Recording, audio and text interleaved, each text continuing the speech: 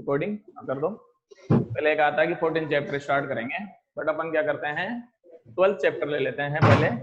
12 chapter इसलिए ले रहे हैं कि एक बार ये लाइट वाला चैप्टर जो है वो कंप्लीट हो जाए तो काम खत्म हो इसका। और वैसे भी ये 11 10 12 चैप्टर जो है दोनों एक ही यूनिट है, तो एक यूनिट है तो ये 9 to 10 नंबर के हैं अपने पास, तो ये एक बार फिनिश हो जाए उसके बाद में अपन 14 and 15 चैप्टर ले लेंगे। ठीक है, पीडीएफ जो है मैंने आपको भेज दिया है, कंप्लीट नहीं है, उसमें 2-3 टॉपिक कम है, तो 2-3 टॉपिक में एक बार लिख के भेज दूंगा। वो कॉपी मिली नहीं थी किसी की, तो वो आपको मैं वहां से भेज दूंगा। उसके बाद में आप ये करते रहना। इस चैप्टर में सबसे पहले क्या है कि थ्योरेटिकल चैप्टर है, थ्योरी बहुत ज्यादा है, तो आप इतना सा ध्यान रखना कि अपने को एक काम ये ध्यान रखना है कि पहले तुरंत नोट्स बनाने हैं, रोज का रोज पढ़ना है भाई, डेली का डेली। आज जो पढ़ा दिया उसको आज ही पढ़ोगे एक बार कॉपी में से तो समझ में आएगा और याद भी होगा, अदरवाइज इसमें केवल वीडियो से पार नहीं पड़ेगी भाई। डेली का डेली पढ़ोगे तो समझ में आएगा, नहीं तो दिक्कत होगी। ठीक है बेटाओ, अब अपन चले lesson number 12, chapters name wave optics. ठीक है भाई, वेव ऑप्टिक्स में इनिशियली अपन चलते हैं nature of A light. Nature of light में इसको नेचर ऑफ लाइट भी कह सकते हैं एंड ऑडियो, अच्छा बंद हो गया भाई प्रिया। नेचर ऑफ लाइट भी कह सकते हैं एंड हिस्ट्री ऑफ लाइट भी कह सकते हैं अपने पास। देखो लाइट के लिए किसने कब क्या कॉन्सेप्ट दिया, it is called nature of A light. Initially theory of corpuscles is given by Newton for a light। तो फर्स्ट हाइपोथेसिस क्या था, theory of a corpuscles।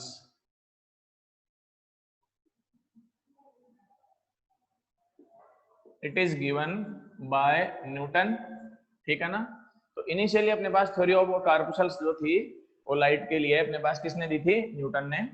Newton ने ये बताया, थ्योरी ऑफ corpuscles ये कहती है light is made by small corpuscles और small particles and velocity of these particles is a 3 × 10⁸ meter per second। reflection and rectilinear propagation। Refraction आप पढ़ चुके हैं, रिफ्लेक्शन आप पढ़ चुके हैं, रेक्टिलिनियर प्रोपेगेशन इट मींस है अपने पास है light travels in straight line, it is called A rectilinear propagation, is explained by theory of a corpuscles। थोड़ा सा एक बार एक्सप्लेन कर देता हूं। जो थ्योरी ऑफ corpuscles है उससे रिफ्लेक्शन की एक्सप्लेनेशन हो गई थी, रिफ्रैक्शन की एक्सप्लेनेशन हो गई थी एंड स्ट्रेट लाइन प्रोपेगेशन की भी एक्सप्लेनेशन हो गई थी। ठीक है, तो इनिशियली थ्योरी ऑफ corpuscles चली। उसके बाद में क्या हुआ कि एक आपको इसी चैप्टर में इंटरफेरेंस पढ़ाऊंगा। क्या पढ़ेंगे अपन है, इंटरफेरेंस, एक डिफ्रैक्शन। तो हुआ ये कि दो प्रॉपर्टीज और पढ़ेंगे आगे। Interference and diffraction properties are not explained by theory of a corpuscles। ठीक है ना, तो थ्योरी ऑफ corpuscles वहां पर फेल हो जाती है क्योंकि इन दोनों की एक्सप्लेनेशन नहीं हो पाती है। तो बाद में क्या हुआ, एक साइंटिस्ट हुए हैं भाई हाइगेन। ठीक है, इन्होंने वेव थ्योरी दी थी भाई। कौन सी थ्योरी दी थी, वेव थ्योरी। ठीक है, हाइगेन ने ये बताया कि थ्योरी ऑफ corpuscles जो है वो फॉल्स है अपने पास। Light is behave in a wave nature. ठीक है, तो उन्होंने ये भी बताया था जो लाइट वेव्स हैं are longitudinal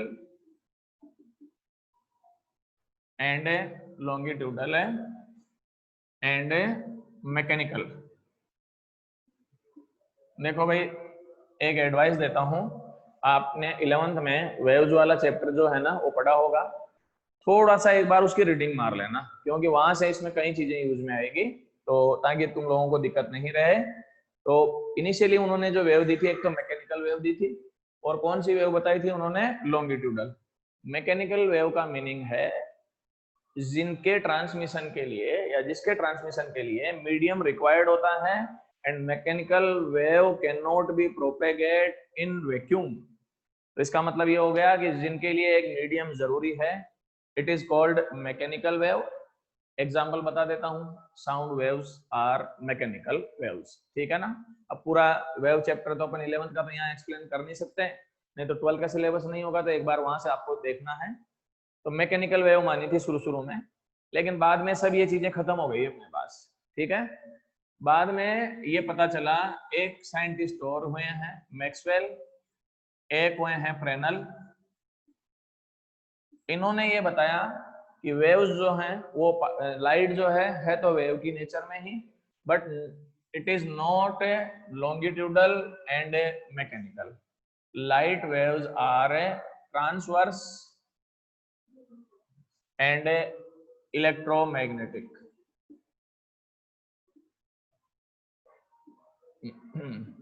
transverse and electromagnetic wave. Maxwell ने इलेक्ट्रोमैग्नेटिक वेव बताई थी। There are no medium required for transmission of electromagnetic waves. EM wave can be propagate in a vacuum, and velocity in vacuum is a 3 into 10 to power 8 metre पर second. आप जानते ही हैं, इसमें कोई दिक्कत ही नहीं। ट्रांसवर्स नेचर डिटेल्स हैं इसके बारे में आप 17 चैप्टर में पढ़ेंगे। Transverse nature of waves is explained by polarization. Polarization क्या है, ये प्रॉपर्टी भी इसी चैप्टर में पढ़ेंगे। Explained by polarization, ठीक है, ये ट्रांसवर्स नेचर हो जाएगी। उसके बाद में फिर क्या हुआ था भाई, आगे ये हुआ था कि ये वेव थ्योरी भी आ गई थी, ठीक है। ये 1901 तक तो अपने पास वेव थ्योरी ही मानते थे। बाद में प्लांक एंड आइंस्टाइन साइंटिस्ट हुए हैं, उन्होंने फोटो इलेक्ट्रिक इफेक्ट डिस्कवर किया था भाई।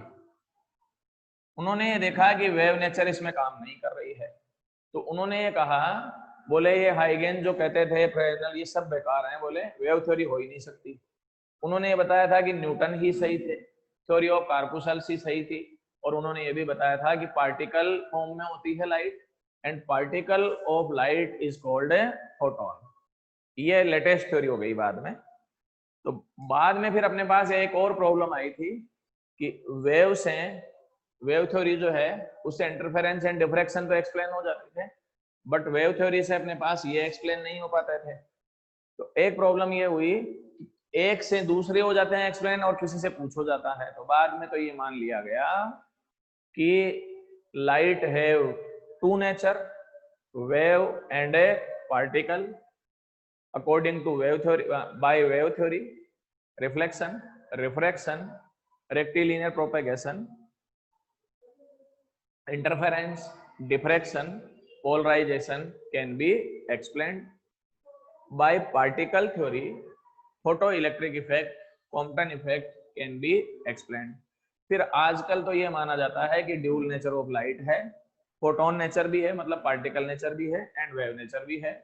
और अब तो ये मानते हैं कि फोटोन जो है वो खुद ही पार्टिकल है और वो वेव से ही बना हुआ है, तो फिर अलग अलग है ही नहीं अपने पास, ठीक है।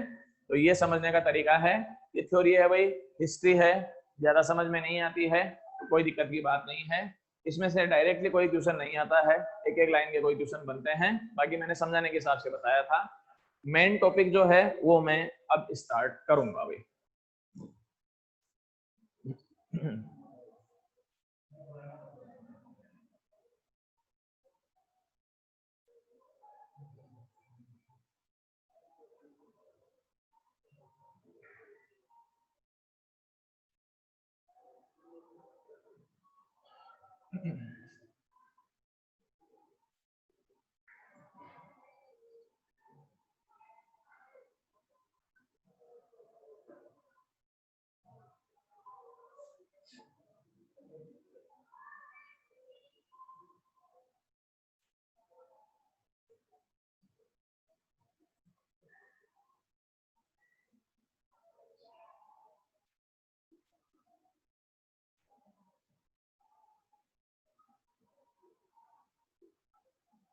देखो भाई, एक बार आप 11th में वेव वाला चैप्टर जरूर देख लेना, ठीक है।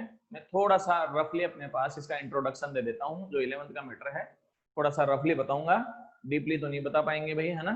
फिर भी कोई दिक्कत आए अगर किसी को तो आप मुझे मैसेज कर देना, दिक्कत होगी तो फिर मैं बता दूंगा, जो भी टाइम खराब होगा वो हो जाएगा। मान लो कि किसी ने 11th में कुछ वेव में पढ़ाई नहीं है तो उसको समझ में भी नहीं आएगा, तो मैं थोड़ा सा कोशिश करता हूँ ब्रीफली जितना अपने यूज आता है वो मैं बता देता हूँ, क्योंकि अलग अलग स्कूलों से आए हुए बच्चे भी होंगे 12th में। तो जैसे मान लो कि किसी स्कूल में हो सकता है कि आधे टाइम टीचर रहा हो और उसने नहीं भी पढ़ाया हो, ठीक है ना, या वेव नहीं पढ़ाई हो, छोड़ दी हो, ठीक है ना। तो अपने स्कूल में तो ऐसी दिक्कत है नहीं, अपने स्कूल में तो सिलेबस कब का कंप्लीट हो गया था, एग्जाम ही होने वाले थे, वो तो लॉकडाउन हो गया, बाकी अपने यहाँ तो कोई दिक्कत है नहीं। पर बाहर के बच्चे होते हैं तो उनको ये प्रॉब्लम आ जाती है। तो मैं कई चीजें हैं जो बता देता हूँ। देखो, सबसे पहले ये वेव है, ये वेव यूं चलती है भाई, आ रहा है समझ में, अप्स एंड डाउन्स होते हैं अपने पास।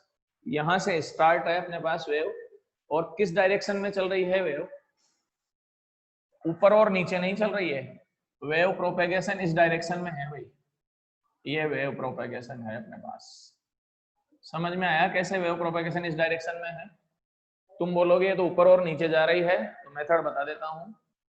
एक सांप है भाई अपने पास, स्नेक है, वो यूं चलता है, ठीक है ना।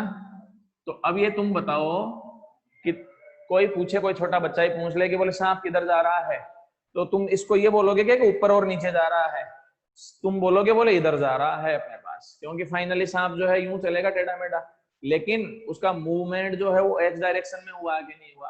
तो ये मान लो कि वेव प्रोपेगेशन को समझने का तरीका यही है कि जैसे सांप चलता है ना अपने पास यूं, तो वेव प्रोपेगेशन भी वैसे का वैसे ही होता है। तो वेव प्रोपेगेशन जो है वो यूं ही चल रहा है, सांप के जैसे ही चल रहा है अपने पास। तो कौन से डायरेक्शन में हो गया, एक्स डायरेक्शन में हो गया, पॉजिटिव एक्स डायरेक्शन में वेव का प्रोपेगेशन हो रहा है। ये तो बात हो गई इसकी। आगे अपन कुछ चीजें चलते हैं। देखो भाई, यहां से मैं बता देता हूं, ये सर्कल होता है, थोड़ा सर्कल से एक्सप्लेन करता हूं, कोशिश करते हैं अपन। ये 0 का एंगल, यहां जब पहुंचोगे तो 90 का एंगल हो जाएगा, यहां जब पहुंचोगे तो 180 का, ये 270 का हो जाएगा, और ये 360 का एंगल हो जाएगा। क्लियर, इसमें तो कोई प्रॉब्लम नहीं होनी चाहिए। रेडियन में अगर चलते हैं तो ये π/2, it is pi and 3π/2 and 2π, ये रेडियन में हो गया अपने पास। यहां से स्टार्ट हुए और यहीं पर आ गए तो एक कंप्लीट साइकिल हो गया।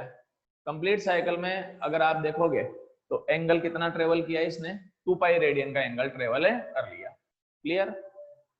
इसी में एक चीज और चलता हूं, कोई पार्टिकल यहां से स्टार्ट होके यहां आ जाता है, उसमें जो टाइम लगेगा वो it is called time period, तो कैपिटल टी हो जाएगा।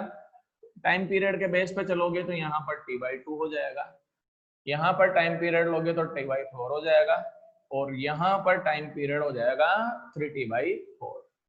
इसको यूं समझे, मैथ वाले बच्चे तो इजीली समझ भी जाते हैं, ये फर्स्ट, सेकंड, ये थर्ड और ये फोर्थ, 4 क्वाड्रेंट है कि नहीं है अपने पास, first quadrant, second quadrant, third quadrant and fourth quadrant होता है अपने पास।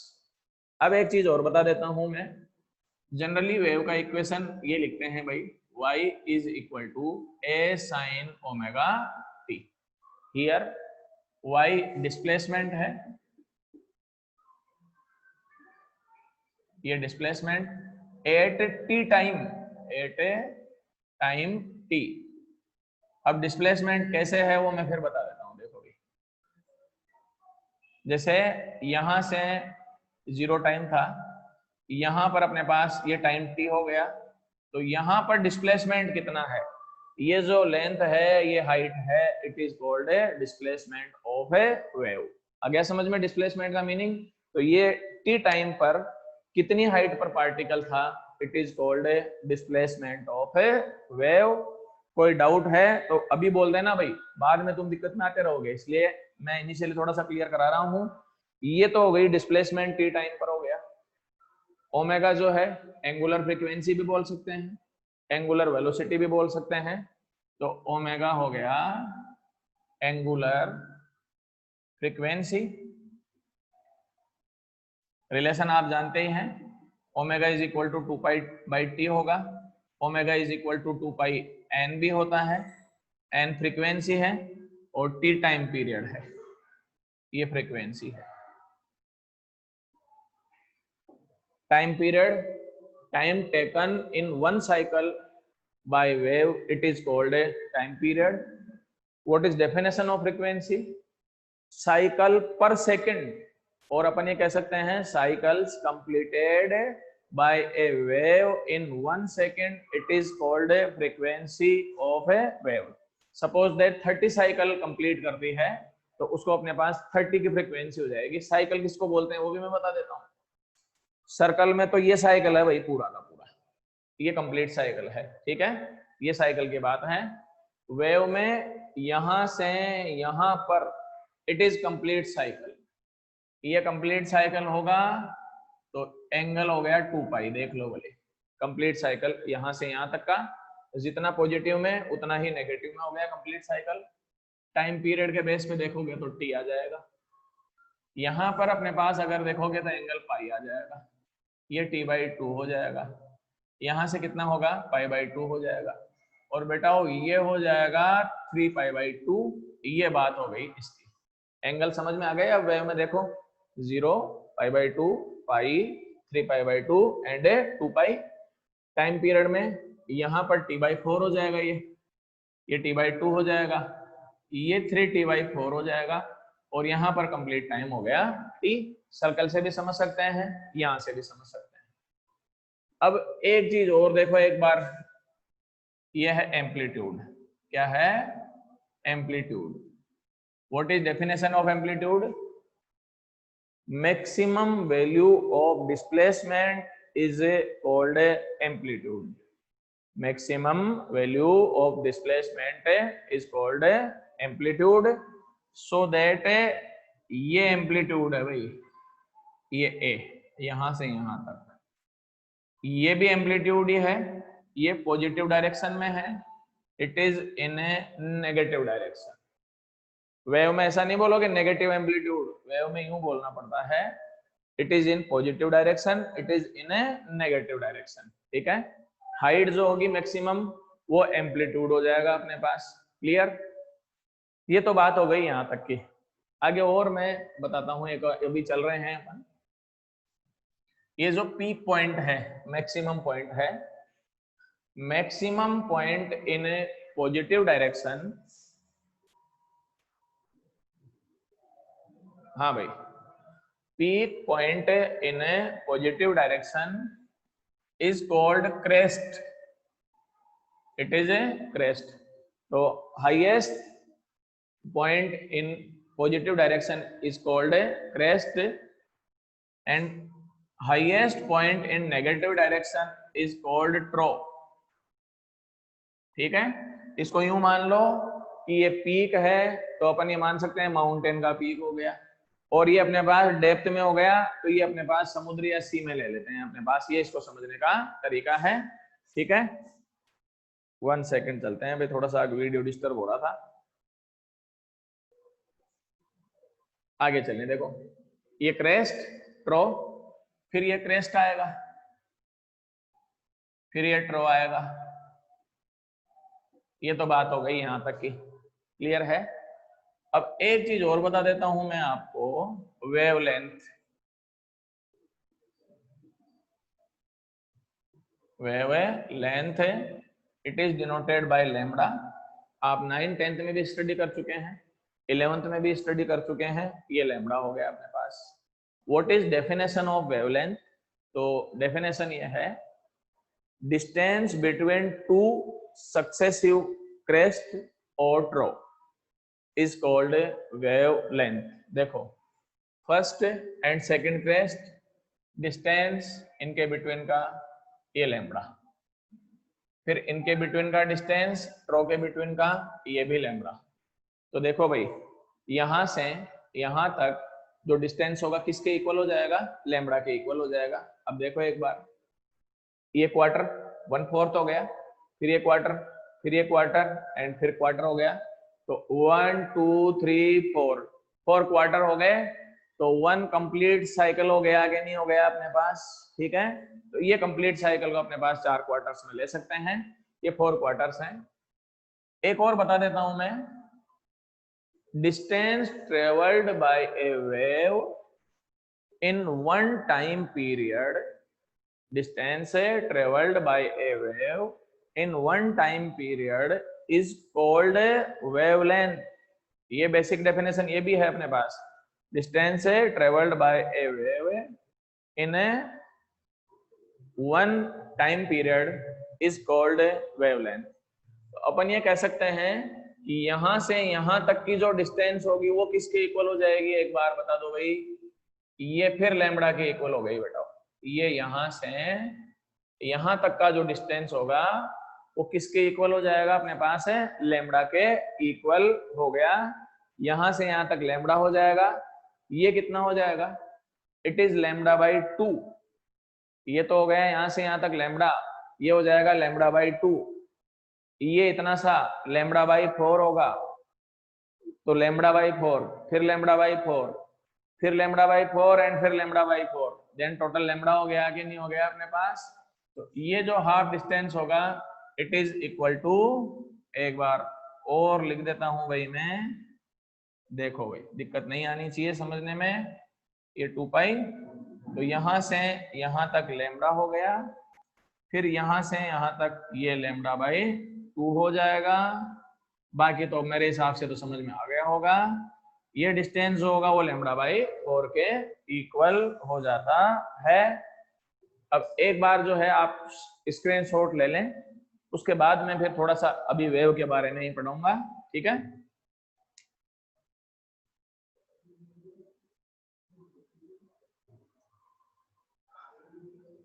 हाँ भाई समझ में तो आ रहा है अजय, किरण, आज जो पढ़ाया ये वेव के बारे में समझ में आ रहा है कि नहीं आ रहा है,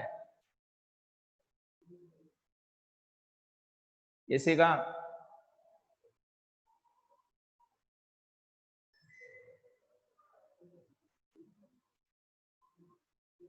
चलो ठीक है भाई, अच्छी बात है, अगर आ रहा है तो बहुत अच्छी बात है। चलें भाई अपन नेक्स्ट लें।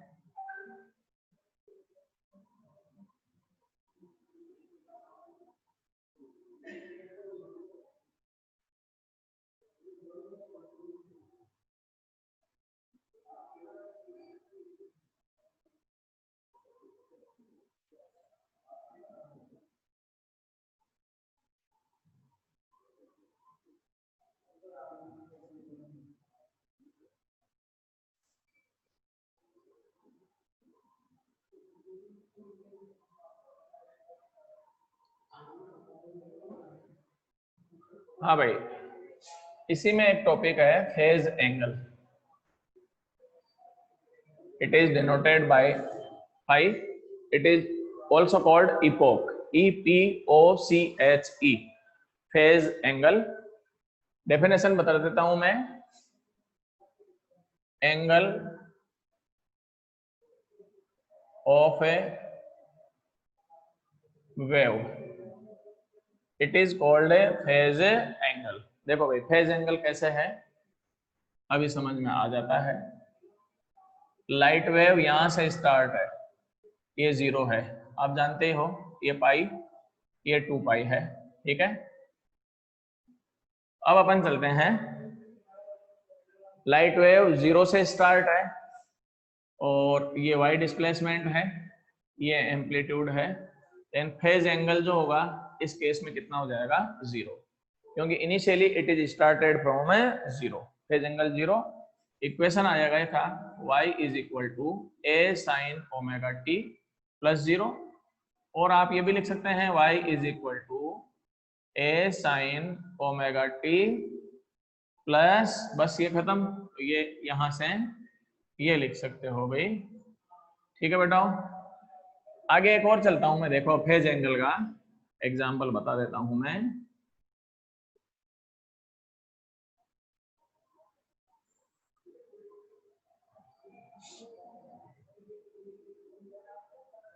ये लाइट वेव यहां से स्टार्ट है भाई, यहां से स्टार्ट है, तो एंगल कितना है ये बता दो मेरे को। कितने का एंगल हो गया ये? पाई का एंगल है।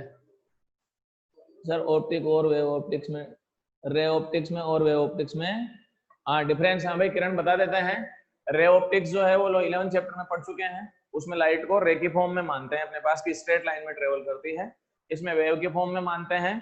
वेव की फॉर्म का मतलब होता है अप्स एंड डाउन्स की फॉर्म में चलते हैं, तो उसमें तो सीधी लाइन की फॉर्म में मानेंगे, इसकी लाइन की फॉर्म में नहीं मानेंगे अपन, जैसे सांप चलता है ना वैसे मानेंगे। तो ये अपने पास दोनों में डिफरेंस है।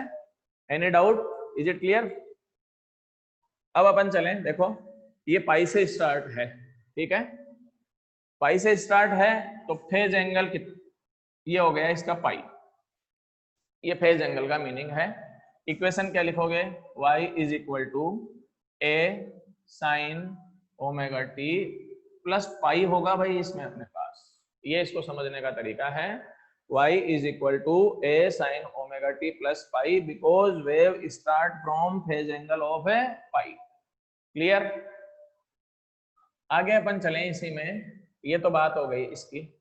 दूसरा फेज डिफरेंस भी चलते हैं अपन। Phase difference, it is also denoted by phi और थीटा, कुछ भी ले सकते हैं अपने पास, दोनों ही चलते हैं अपने पास, फाई भी चलता है एंड थीटा भी चलता है, ठीक है। Difference of phase, difference of angle between two waves is called phase difference, ठीक है। सिंपल डेफिनेशन है, डिफरेंस ऑफ फेज एंगल और difference of angle between two waves is called phase angle. देखो भाई ये रहा समझने का तरीका, अभी पता चल जाएगा। ये यहां से चल रही है फर्स्ट वेव, ये सेकंड वेव भी यहीं से चल रही है, कितने का फेज का डिफरेंस हुआ? Phase difference 0। दोनों साथ साथ चल रही है कि नहीं चल रही है अपने पास, तो फेज डिफरेंस कितना हो गया? 0। आगे अपन चलें और बता देता हूं फेज डिफरेंस का मामला, देखना अभी। एक लाइट वेव यहां से है, ये सेकंड लाइट वेव यहां से है अपने पास, ये फर्स्ट है डार्क वाली, तो ये सेकंड है। कितने का फेज डिफरेंस आया ये बताओ भाई? पाई का। कितने का फेज डिफरेंस हो गया? पाई का, क्योंकि देखो ये 0 से स्टार्ट है, ये पाई से स्टार्ट है, तो पाई का हो गया। अगर दूसरी लाइट वेव यहां से स्टार्ट होगी तो 2 पाई का वेव डिफरेंस हो जाएगा, अगर वो यहां से स्टार्ट होगी तो कितने का आ जाएगा? पाई बाई 2 का। अब और एग्जांपल बता देता हूं मैं, y1 is equal to a sine omega t है and y2 a1 is equal to a2 sine omega t plus pi by 3। इन दोनों के बिटवीन में कितने का फेज डिफरेंस हो गया ये बता दो भाई? पाई बाई 3। तो मैथमेटिकली बहुत इजी मेथड है, यहाँ पर ओमेगा टी है, यहाँ पर omega t plus pi by 3 है, तो कितने का फेज डिफरेंस आ जाएगा? पाई बाई 3 का। ऐसे ही अपने पास y1 इज इक्वल टू ले लेते हैं 3 sine omega t plus pi by 3 and y2 is equal to 4 sine omega t minus pi by 2। तो फेज डिफरेंस कितना होगा ये बताना है। देखिए फाई इज इक्वल टू, कौन बता सकता है तुम्हारे में से फेज डिफरेंस कितना होगा? 1 मिनट का टाइम है भाई, ज्यादा टाइम नहीं दूंगा। What is phase difference between first and second wave? Ajay, Sameer,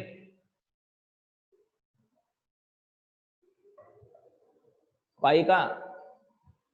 प्रिया, पाई का फेज डिफरेंस हुआ क्या?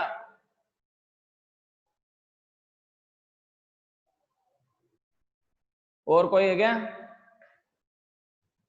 समीर, किरण, धर्मवीर? हाँ कितना का हो रहा है? 5/6 पाई का। समीर शर्मा, हाँ भाई समीर का आंसर सही है। धर्मवीर तेरा भी गलत है बेटा, 0 नहीं आएगा। देखो फेज डिफरेंस ऐसे निकालते हैं भाई, साइन के आगे ये जो एंगल है ना ये फेज एंगल है, इसमें भी साइन के आगे ये फेज एंगल है, तो difference of phase angles are called phase difference.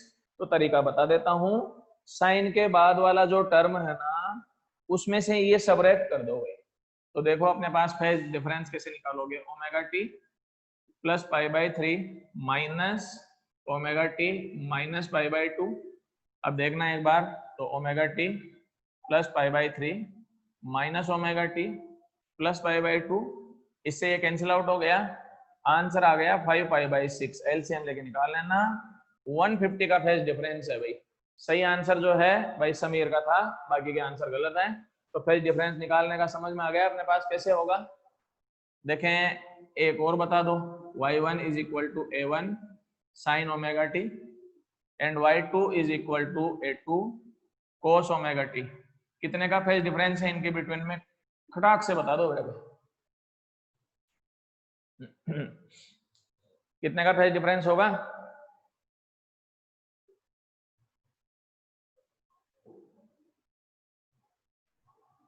बोमेश भी तो है, कहाँ रहता है तू?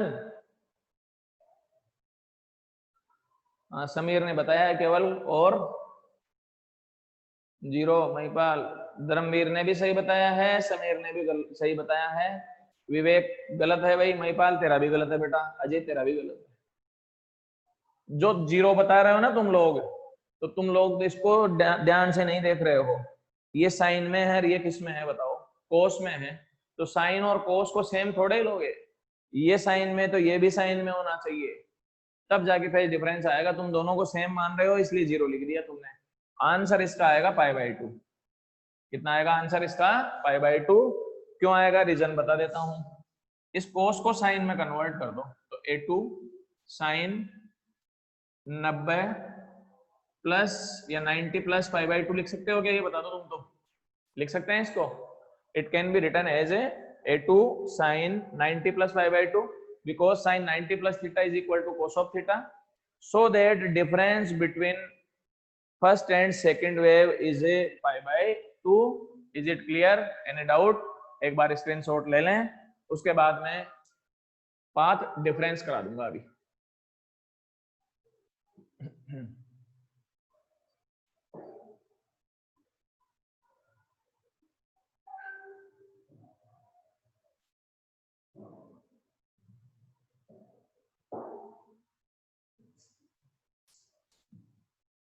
चलो जी,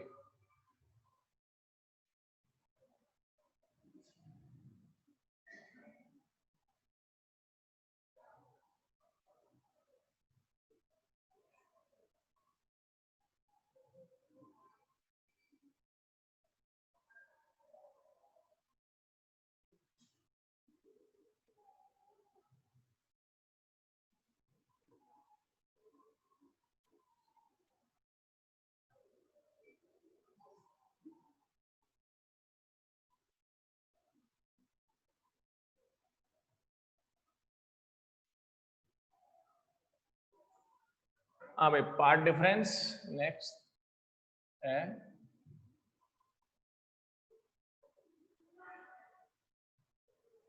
part difference is denoted by delta. It is called a difference of path, ठीक है। एंड फॉर्मूला है delta is equal to lambda upon 2 pi into 5। ये फेज डिफरेंस है भाई, ठीक है। और 5 गिवन हो तो ये निकाल सकते हैं अपन 2 pi upon lambda into delta. Theoretically कैसे आता है वो मैं यहां से बता देता हूं, टाइम कम है। देखो भाई ये 0 पाई 2 पाई 3 पाई, यहां से यहां तक लैम्डा हो गया, ये लैम्डा बाई 2 हो गया। अब देखना, मान लो कि एक वेव यहीं से स्टार्ट हुई, तो फेज डिफरेंस भी 0 और पार्ट डिफरेंस भी कितना हो गया? 0, क्योंकि दोनों साथ साथ चल रही है कि नहीं चल रही है। लेकिन अगर वेव मान लो यहां से स्टार्ट हो, तो फेज डिफरेंस तो पाई का होगा, लेकिन पार्ट डिफरेंस कितने का हो जाएगा? लैम्डा बाई 2 का। यहां से स्टार्ट होगी, फेज डिफरेंस 2 पाई का होगा, पार्ट डिफरेंस किसका हो जाएगा? लैम्डा का। टाइम हो गया है भाई, आप जो है स्क्रीनशॉट ले लें, ठीक है। Class is over, thank you.